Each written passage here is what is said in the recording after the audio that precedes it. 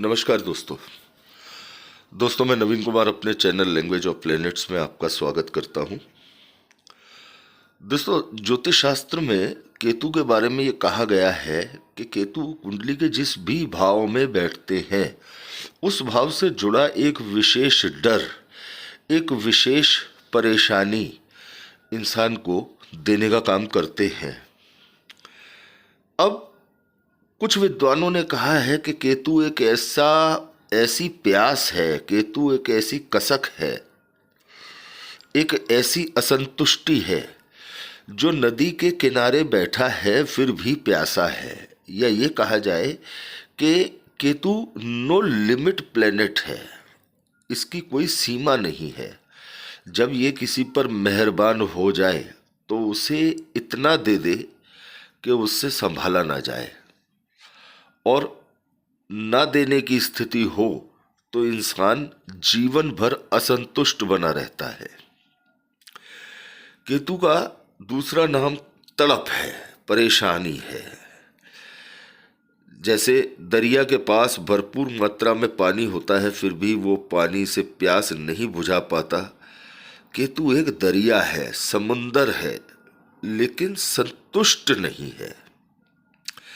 लोगों को लगता है कि बहुत सुखी है, धनी है, किंतु अंदर से इंसान खोखला होता है। आज समझते हैं कि केतु कुंडली के प्रत्येक भाव में किस तरह का विशेष डर या किस तरह की विशेष असंतुष्टि का भाव जातक को देते हैं। यदि जन्म कुंडली के पहले भाव में केतु होते हैं लग्न में, तो इसमें जातक की परेशानी अपने अस्तित्व को लेकर के होती है। इंसान को लगता है कि मेरे पास सब कुछ है, लेकिन फिर भी उसे ये एहसास रहता है कि मेरे व्यक्तित्व में कुछ न कुछ कमी है। दूसरों के व्यक्तित्व के अकॉर्डिंग अपने आप को वो नहीं समझता। उसे ऐसा लगता है कि मेरे अपने व्यक्तित्व में, स्वभाव में कोई कमी है। ये परेशानी जातक की कभी पूरी नहीं होती, अर्थात ये दूर नहीं होती परेशानी। कुंडली के दूसरे भाव में एक अच्छा परिवार होते हुए भी जातक को अकेलेपन का एहसास रहता है। या ये कहा जाए कि पढ़ाई के लिए जातक को ऐसे कारणों से परिवार से दूर जाना पड़ जाता है। जातक के पास धन खूब होता है लेकिन धन को बचा पाने की स्थिति उसकी नहीं होती। जातक के पास ज्ञान बहुत होता है लेकिन उस ज्ञान का उपयोग अपनी वाणी से करना जातक को उसमें भय लगता है। कुंडली के तीसरे भाव में यदि केतु होते हैं तो जातक को लिखने की बहुत इच्छा होती है, लेकिन लिखने बैठता है तो उसके पास शब्दों की कमी पड़ जाती है। जातक में साहस बहुत होता है लेकिन किसी अनजान डर के कारण जातक पराक्रम कर ही नहीं पाता। कुंडली के चौथे भाव में यदि केतु हो तो माता से बहुत प्रेम करता है, किंतु माता के प्रेम के लिए हमेशा तड़पता रहता है। एक विशेष इच्छा उसके मन में अपने माता के प्रेम के लिए बनी रहती है। ऐसे जातक को मजबूरी में जन्मभूमि और माँ से दूर भी जाना पड़ता है।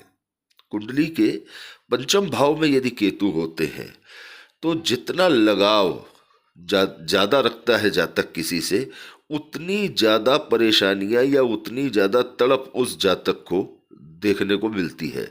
चाहे वो संतान हो या उसका प्रेमी हो या उसकी कोई मनपसंद कोई शिक्षा का क्षेत्र हो। छठे भाव में यदि केतु हो तो जातक की मनपसंद नौकरी होती है, व्यवसाय का क्षेत्र भी हो सकता है, लेकिन दूसरों से प्रतिस्पर्धा की भावना के कारण जो भी सिचुएशन कारोबार में या नौकरी में बनती है उससे कभी जातक संतुष्ट नहीं होता। कुंडली के सातवें भाव में यदि केतु होते हैं तो वैवाहिक जीवन में सर्वगुण संपन्न जीवन साथी होने पर भी कोई न कोई कमी हमेशा बनी रहती है। प्यार की तड़प, मनचाहे व्यक्ति की, मनचाहे जीवन साथी की तड़प जीवन पर्यंत बनी रहती है। आठवें भाव में केतु हो तो जातक कितना भी आध्यात्मिक क्यों ना हो, किंतु भगवान रूठ न जाए ये डर जातक को बना रहता है। ससुराल कितना भी अच्छा क्यों ना हो, लेकिन जातक को उससे संतुष्टि नहीं मिलती। न ससुराल जातक से खुश रह पाता है और न जातक अपने ससुराल से खुश रह पाता है। काम और मेहनत ज़्यादा रहती है और हमेशा उस मेहनत के लिए परिणाम या उसके मेहनत के धन की आशा बनी रहती है कि मेरे पास इतना धन आएगा। यदि जन्म कुंडली के नवम भाव में केतु होते हैं तो भाग्य से जातक को हमेशा कोई न कोई शिकायत बनी रहती है या भाग्य जातक का साथ नहीं देता है। लेकिन फिर भी दूर दूर की यात्रा करने की चाह जातक के मन में बनी रहती है। कई देश घूम लिए तो कुछ ऐसी जगह घूमने की उसके दिमाग में आ जाती है जहां वो नहीं घूम पाया है, अर्थात जो देख लिया उससे संतुष्ट नहीं है, जहां नहीं जा पाया उसको लेकर के परेशान रहता है।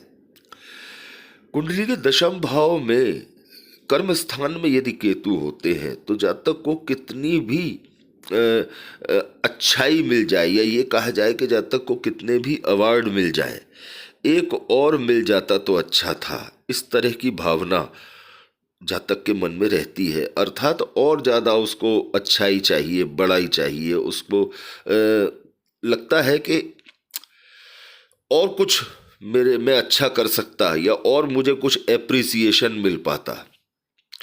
और जातक को एक चीज़ बहुत खलती है कि उसके मन में अक्सर ये बात आती है कि काश मैं जो काम करता हूँ वो मेरी पसंद का होता।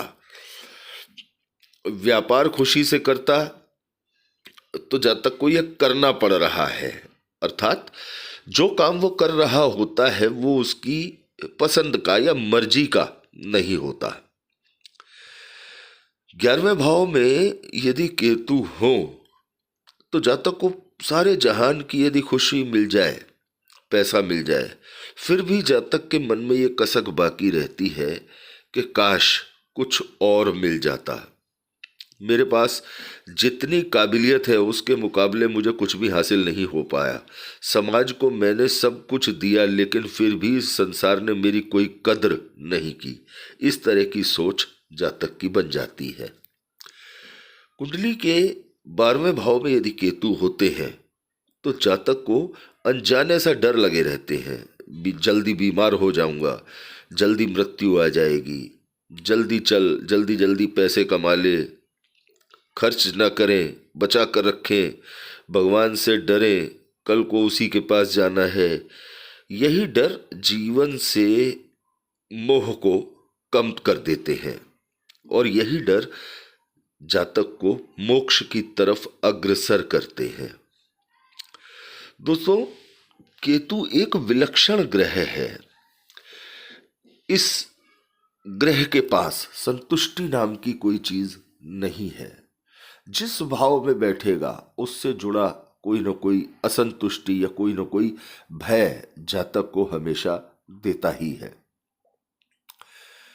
यदि केतु से जुड़ी कोई परेशानी जातक को ज्यादा चल रही हो या केतु कुंडली में अनिष्टकारी स्थिति बनाकर बैठे हो तो भगवान गणेश की उपासना करना सर्वोत्तम उपाय है।